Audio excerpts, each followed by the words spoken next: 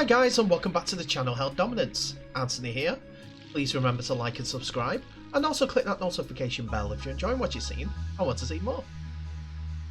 Coming up in today's video, Arthur Morgues signs a new deal. Curtis Scott has a Rugby League Lifeline. Chris Hankinson joins Super League New Boys. And Benji Marshall is back where it all began. So it seems like Curtis Scott has been secured an NRL lifeline with the Parramatta Eels, as after being sacked by Canberra 3 months ago. The 24-year-old Premiership winner's contract was torn up by the Raiders with 2 years left to run in the wake of an assault charge. Scott has pled not guilty to assault occasioning actual bodily harm against the 31-year-old man at a nightclub in Canberra, CBD, on May 30th. While the court case is ongoing, 7 News reporter Michelle Bishop has revealed that Scott has agreed terms with Parramatta on a 1-year deal.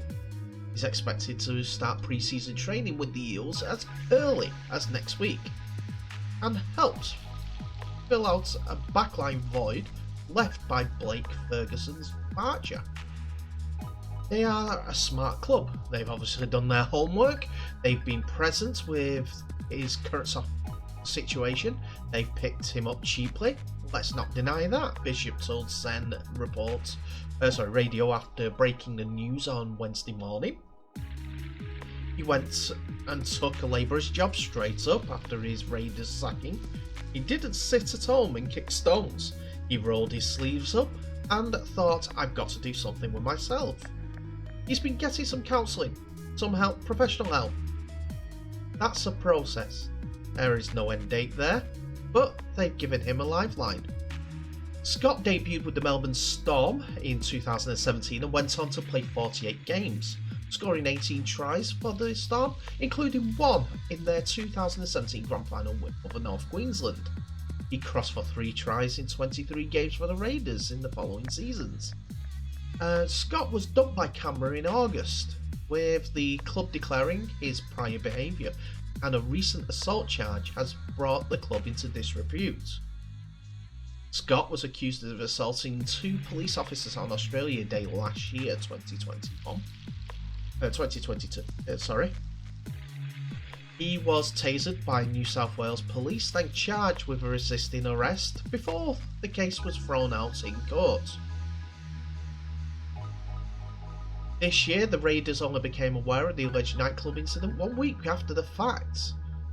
Scott turned to Alcoholics Anonymous and psychiatric treatment in a bid to save his career, saying that there's anxiety of scars of the 2 incidents left him at absolute rock bottom. He's also accused Raiders of kicking him while he was down, after the news of a fight with a former teammate leaked following his sacking. Just hours after his contract was torn up, it was reported that there was a reported claim he was put himself offside with the club's officials in an incident with John Bateman at a team function last year. Scott said the leak was a proof that Raiders have no real care factor for player welfare. He said he would like to come forward and comment on the latest headlines in response to the news of the incident with Bateman, and he went on to say, I opened up about my external personal information regarding my mental health and current struggles. I have just lost what feels like everything to me, and I can't understand why Canberra continue to kick me while I'm down and leak in-house information that was dealt with over a year ago regarding a former player. The club has nothing to gain out of this, but hopes for reasoning for their lack of support. In my opinion, it's a low act, and they have shown and proved they have no real care factor for player welfare.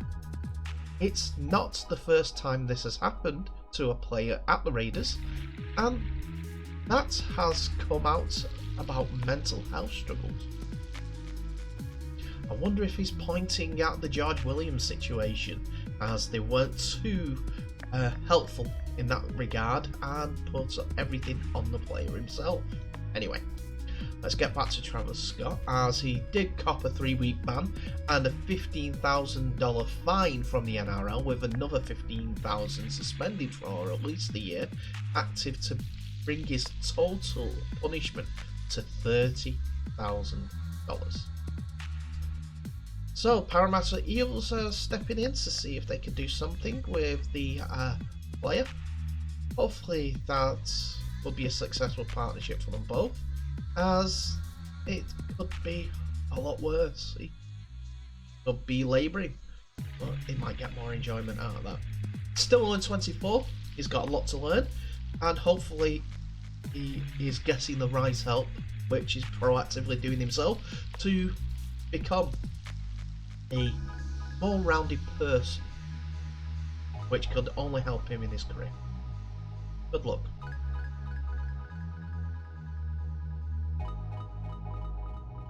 So, French international Arthur Morgues has had a standout year this season with his career with the Catalan Dragons, as he has played 23 games over the last season, in a season that culminated in reaching the grand final in 2021. After making his debut in 2018, he has played almost 40 games for the Catalan side, as well as playing for their second string side, Sant Esteve Català, and also appearances for the French U9s team. And then at the end of the season, he went on to play for his nation in his first international cap, which summed up a great year for Catalans Dragons. Back, fullback, is going to be a talent, I know that much. He was on the bench for the grand final, but he did make his way onto the pitch during that game, which unfortunately just lost out to, with his teammates, to St Helens. Why we're bringing this up at the moment? Well, good news for all French Rugby League fans, that the Catalan Dragons have extended Arthur Morgues' deal for the next 2 seasons with a new and improved contract. The Saint Etienne-born Morgues was already on a deal with the Catalan Dragons, which run until the end of 2023, but now it goes to 2024 as it this season. Not basically a 3-year deal. So Arthur Morgues had a real breakout season in 2021, said coach Steve McNamara. We had no hesitation in offering it a new improved deal. We are extremely happy with his progression to date. Morgues himself actually felt very happy with the deal, as he said, "I'm really happy to sign a new contract and stay in Perpignan for the next 2 seasons." So it's World Cup year. I know I'm going to keep saying that quite a lot for this next season, but it is, and France will be looking to players like Morgues to push them towards the upper echelons, the latter stages of the tournament, but will be in some big competition as they start off in the same group as England. Tough one, and hopefully one that I'll actually get to see as well, being that it'll be hopefully still being held at the University of Bolton Stadium.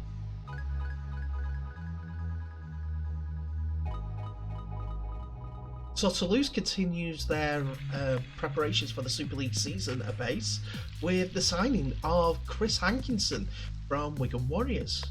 Hankinson was granted his release earlier in the day.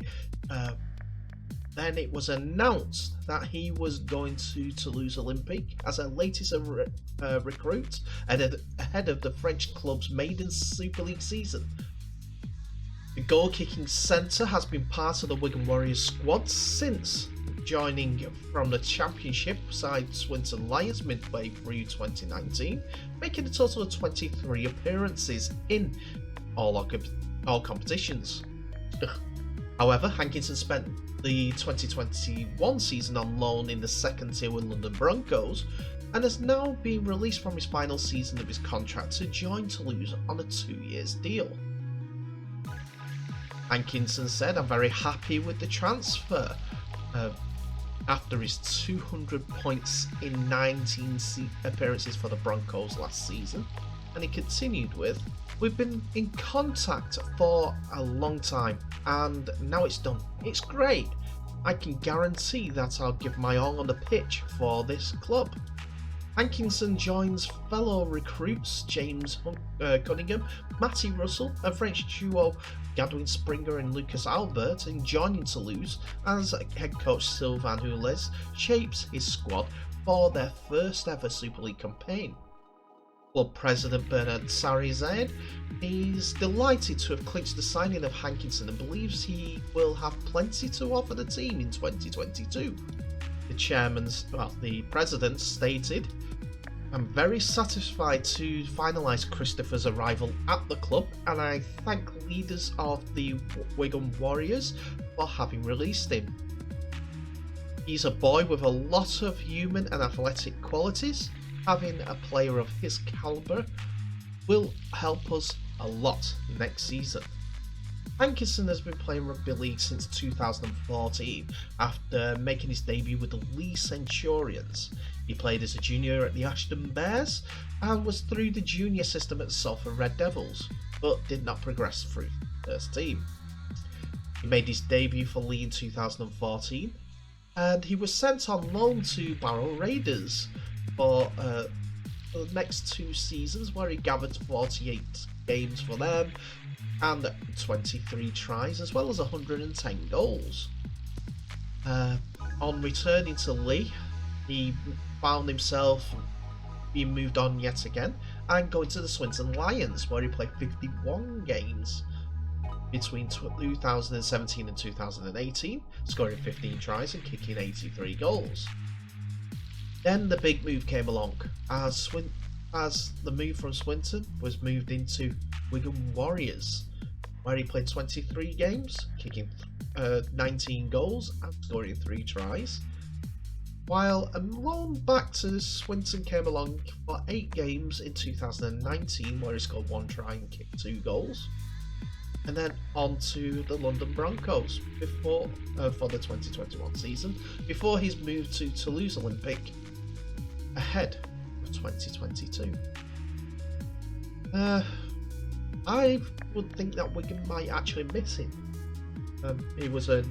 He could have been utilised last season with injuries that they got on board, plus their points a game was an issue, mostly because they hadn't got a regular kicker. People were getting tries, but they weren't being made up into 6 points. Hankinson had the ability to do that, and was put on kicking duty whenever he went on the pitch for Wigan Warriors. Kicking 4 into 6 is part and parcel of the game. The team can still keep in touch if you're not doing a basic point scoring routine. We'll have to see how Chris Hankinson goes for Toulouse, but I'd expect him and Mark Kreller being on the kicking duties for 2022.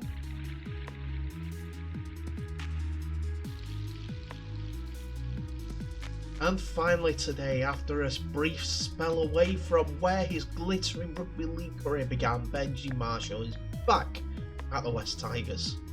Marshall made 346 appearances across 2 stints for the joint venture club since debuting in 2003, and returns as an official club ambassador, having retired from playing at the end of 2021. The 36-year-old was unceremoniously dumped by the Tigers towards the end of the 2020 season and enjoyed a final year of playing days with the South Sydney Rabbitohs. But with Tim Sheens, the coach that helped him deliver the only premiership in the club's 22-year history, returning as the new director of football, Marshall has jumped back on the West Tigers bandwagon. The opportunity to return to the club in what he phrased as a club that he's always loved was a major pull for Marshall, as he looks to help in any way possible to ensure the Tigers' long-standing finals drought doesn't continue after the 2022 season. West Tigers and its fans have been a part of my family for the majority of my career, and I'm looking forward to continuing that journey together, Marshall said in a club statement. This is an exciting new role that allows me to contribute to the club in a number of ways, both on and off the field. I'm looking forward to helping grow the next generation of West Tigers players coming through our pathways and playing a part in bringing further success to this great club. Tigers CEO Justin Pascoe couldn't bear containing his... take two. Tigers CEO Justin Pascoe could barely contain his excitement at the thought of Marshall returning to play for the club and helping in a non-playing capacity. On behalf of all of the club, I'd like to say how pleased we are to be able to welcome Benji Marshall back home to West Tigers, Pascoe said. Benji is inextricably linked with the heritage and the DNA of West Tigers, and his return to the club is something we're incredibly proud of. I have no doubt he will be having a lasting impact on the connections that we are building at the club, and our proud member, corporate partners and fans everywhere will be delighted to see him back in the West Tigers colours he is synonymous with. In Marshall's role, he will be assisting the club in multiple different departments with a focus on pathways and development. The Kiwi will also be aiding the Tigers in commercial capacity, including attendance at a number of official club functions throughout the 2022 season. It represents somewhat of a surprise return, given the messy manner in which Marshall and Tigers parted ways. The star half had hoped to retire at the Tigers, but couldn't hide his frustration at not being given the opportunity. It was a bit disappointing, but when I left Tigers the first time, I didn't think it was going to be a possibility to come back playing here again, he told NRL 316 2020. I would have loved to have retired playing at West Tigers. I feel like I have to play somewhere if I wanted to keep playing. I'm not angry, it's just more wishing I could have retired here. I was a little disappointed in the way that I found out, reading this in the newspaper. I had a good chat with the coach, and he laid out where I stood. When you hear from other sources that are not the coach or the club, you want to find out if it's true or not. That's part and parcel of playing first grade rugby league. Clubs have to make hard decisions. Having someone around the area or the club, from the likes of Benji Marshall, if he is a legend of the club, which West Tigers view him as, then it's always going to be beneficial about an uplift of players coming into the club, mentalities, excitement. Not a problem. But I think it'll be a few years down the line before anything is felt on the pitch itself from Benji Marshall's input to the club. If he's doing player pathways, yeah, it'll be the juniors that they'll be looking at to begin with. Even the New South Wales team, if they have, Queensland team, whichever one, the Cup team, the B side,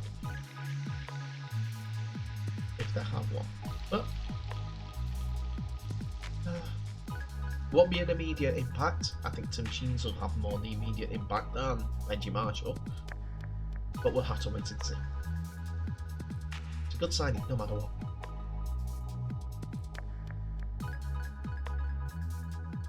And that's it for another video, ladies and gentlemen. Thank you so much for watching. Please remember to like, subscribe, and share this video worldwide. And also click that notification bell for all updates that are coming your way. I'm a rugby league fan. I want to grow this game as much as everyone else.